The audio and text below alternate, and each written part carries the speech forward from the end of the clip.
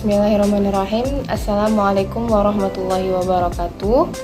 Nama saya Era Fajira, NIM 0302213075. Di sini saya ingin menjelaskan buku Pendidikan Kewarganegaraan yang ditulis oleh Elvira Dewi Ginting.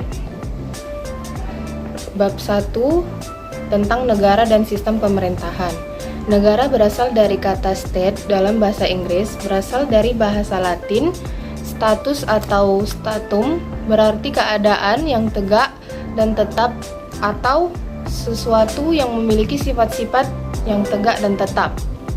Secara terminologi, negara diartikan dengan organisasi tertinggi di antara satu kelompok masyarakat yang mempunyai cita-cita untuk bersatu, hidup di dalam daerah tertentu, dan mempunyai pemerintahan yang berdaulat.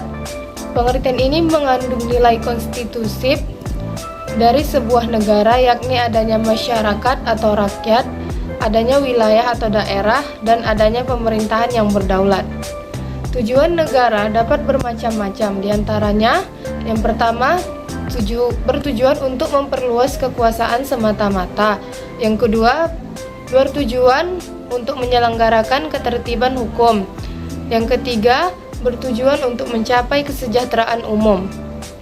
Selanjutnya, bab kedua tentang Pancasila dan implementasinya. Bicara tentang sejarah Pancasila tidak dapat dipisahkan dari sejarah bangsa Indonesia apabila melihat kembali kapan Pancasila mulai dikenal. Terutama nilai-nilai idealnya dapat dipahami jika melihat masa lalu, baik nilai intrinsik maupun ekstrinsik dalam Pancasila menunjukkan beberapa pentingnya nilai-nilai tersebut, yaitu sejak kapan mulai dikenal dan bagaimana penerapannya dalam kehidupan masyarakat Indonesia. Nama Pancasila sebagai dasar negara meskipun tidak tertulis secara resmi dalam pembukaan dan batang tubuh maupun penjelasan UUD 1945, namun sudah cukup jelas bahwa yang dimaksud ialah 5 dasar negara sebagaimana perumusannya terdapat dalam alinea keempat UUD 1945. Selanjutnya bab 3 yaitu identitas nasional. Istilah identitas nasional dapat disamakan dengan identitas kebangsaan secara etimologis.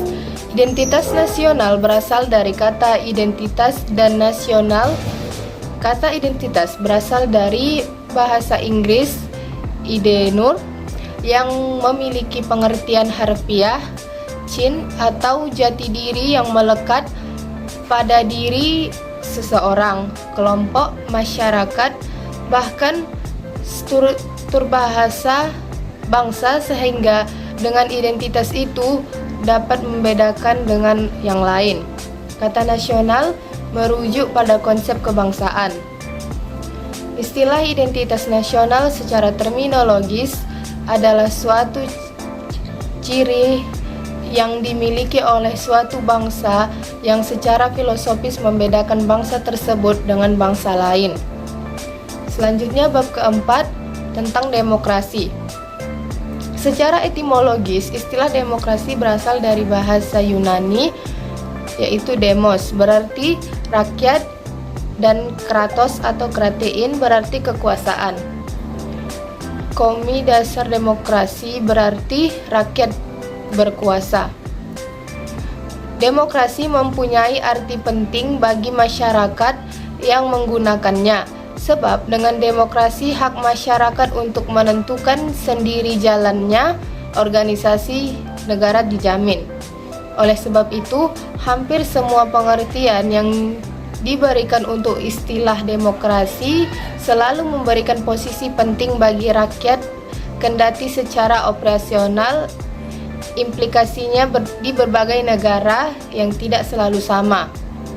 Selanjutnya bab kelima yaitu hak dan kewajiban warga negara.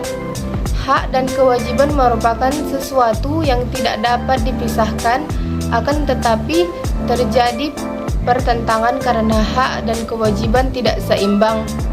Bahwa setiap warga negara memiliki hak dan kewajiban untuk mendapatkan penghidupan yang layak, tetapi pada kenyataannya banyak warga negara yang belum merasakan kesejahteraan dalam menjalani kehidupannya. Selanjutnya, bab 6, konstitusi, membahas tentang konstitusi dan rule of law. Bab 7, hak asasi manusia, membahas tentang sejarah hak asasi manusia, tujuan hak asasi manusia, dan permasalahan penegakan hak asasi manusia di Indonesia. Bab 8, geopolitik, membahas tentang pengertian geopolitik, latar belakang wawasan Nusantara, kedudukan, fungsi, dan tujuan wawasan Nusantara, dan implementasi wawasan Nusantara. Bab 9, geostrategi, membahas tentang pengertian geostrategi, latar belakang geostrategi atau ketahanan nasional, tujuan geostrategi atau ketahanan nasional, fungsi geostrategi atau ketahanan nasional. Bab 10, otonomi daerah, membahas tentang tujuan dan prinsip otonomi daerah dan implementasi otonomi daerah.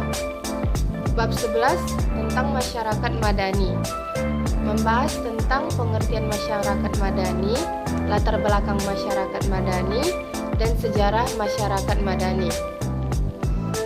Bab 12, good governance, membahas tentang pengertian dan latar belakang good governance, prinsip dan karakteristik dasar good governance, dan good governance dalam kerangka otonomi daerah.